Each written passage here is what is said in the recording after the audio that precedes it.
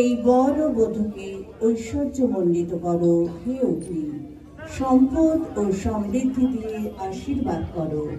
আমরা জানি আগুন ভাই, তুমি বর বধূকে লাবণ্য ও 100 বছরের পরমায়ু দান করলে।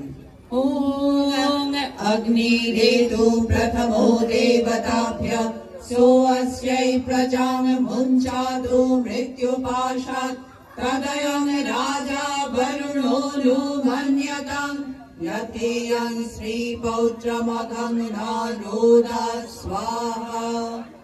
ओम इमामग्निस्त्रायतां गार्हपत्य प्रजामस्यै जरदष्टिं कृणोतु अशून्योपस्था जीवतामस्तु माता पौत्रमानन्दम् अभिविबुध्यतामियं स्वाहा।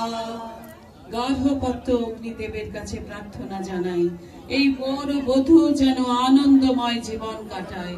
উত্তরসূরিদের হাত ধরে এরা যেন দীর্ঘ সময় সুখ উপভোগ করে।